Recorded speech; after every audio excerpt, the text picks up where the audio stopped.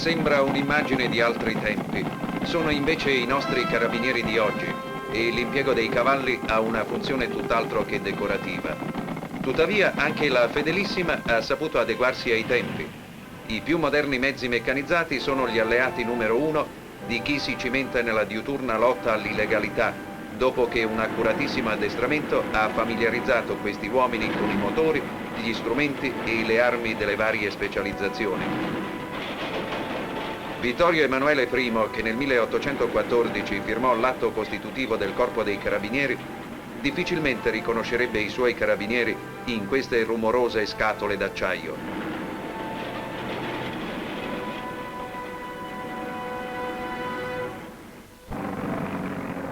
Eccoli perfino dal cielo, in addestramento operazioni che richiedono il massimo della tempestività.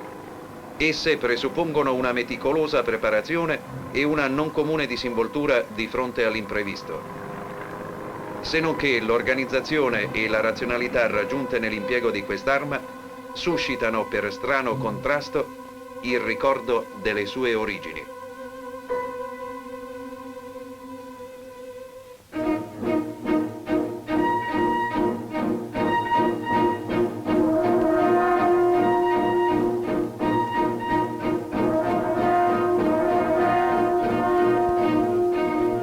Nacque prima dell'unità d'Italia, quando l'ideale dei nostri patrioti era un lontano miraggio. I carabinieri accompagneranno da allora l'Italia attraverso i decenni nel cammino faticoso verso la libertà e l'indipendenza. Ebbero per divisa sacrificio e abnegazione. Prima medaglia d'oro dell'esercito italiano fu una loro medaglia d'oro, il carabiniere a cavallo Giambattista Scafaccino. Erano nati per tutelare l'ordine e assicurare l'esecuzione delle leggi al di sopra di ogni interesse e di ogni politica, ma venne presto l'ora del cimento sui campi di battaglia. Inquadrati come corpo organico nell'esercito, si batterono per l'indipendenza. Il Museo dell'Arma a Roma ci ha tramandato queste immagini di guerra, quando nel 48 a Pastrengo lo squadrone dei carabinieri, nella fiammante uniforme di parata, aprì l'attacco contro le truppe del maresciallo Radeschi, precedendo nell'impeto di una carica travolgente l'azione delle fanterie che occuparono la città. Poi si compì l'epopea del Risorgimento e l'Italia si affacciò sul continente africano. Anche sulla sabbia si impressero le orme della Fedelissima. Intanto il banditismo insanguinava le contrade d'Italia. Lunghi anni durò il flagello all'inizio del secolo e i carabinieri furono sempre in prima linea senza contare i propri morti. E vinsero anche questa battaglia. Si moltiplicarono presto le loro funzioni e furono chiamati tra l'altro fuori dalla penisola. Nell'Egeo fondarono il corpo di gendarmeria cretese.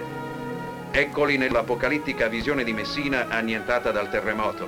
Bisognava arrivare prima che le rovine si trasformassero in un unico sepolcro. Migliaia di vite furono strappate alla morte. Poi di nuovo in Africa, in Libia, dove gli zaptier furono educati dagli ufficiali dell'arma ad una scuola di valore che ne fece magnifici combattenti coloniali. Prima guerra mondiale. I carabinieri vi celebrarono, si può dire, il centenario della loro nascita. Lo celebrarono combattendo tra i fanti in eroica emulazione a Gorizia, sul Carso e su Podgora, incorporati nella gloriosa terza armata, mentre i loro compagni tutelavano l'ordine all'interno. Finita la guerra non ci fu tregua per i carabinieri. Occorsero altri eroismi, altro sangue, altre prove di attaccamento al dovere.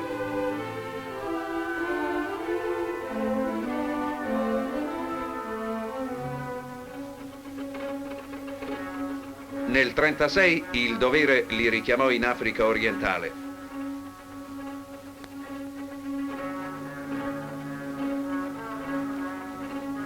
E venne la seconda guerra mondiale, inesorabile, legata ad assurdi rapporti di forze, ad assurde alleanze.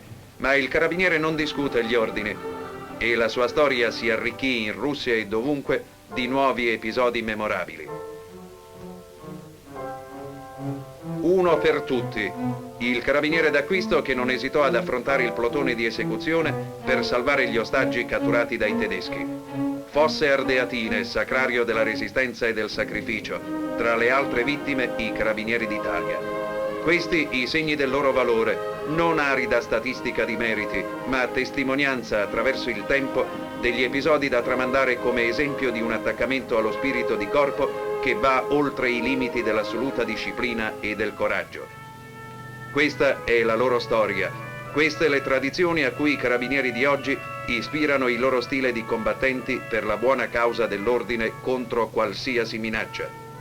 C'è stato un periodo in Italia, nell'immediato dopoguerra, in cui i carabinieri con forze decimate si sono trovati soli a fronteggiare il caos e a personificare la legge.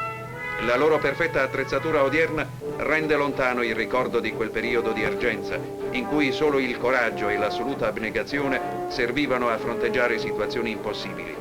Le staffette portaordini hanno fatto il loro tempo. La necessità di un perfetto coordinamento e di azioni improvvise ha determinato l'impiego dei più razionali mezzi di comunicazione offerti dalla tecnica moderna. Il rombo dei motori e lo sferragliare dei cingoli sono la fanfara di tutti i giorni per questi reparti ormai pari quanto ad efficienza alle unità corrispondenti delle nostre divisioni corazzate. È un aspetto dell'arma che pochi conoscono. Per tanta gente il carabiniere è soltanto quello con il cappello alla Napoleone e l'imponente pennacchio.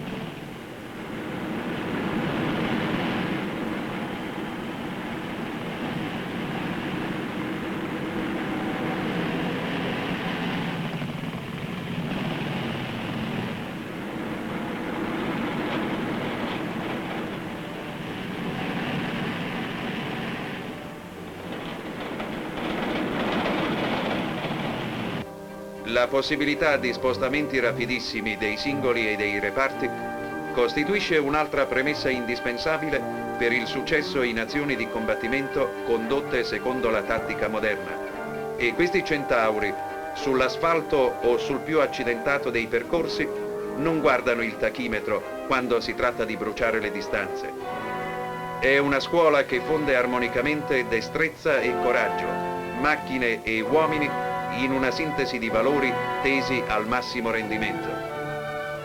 A questi giovani, alla loro preparazione e al loro spirito di sacrificio sono affidate le nostre istituzioni civili e la nostra libertà.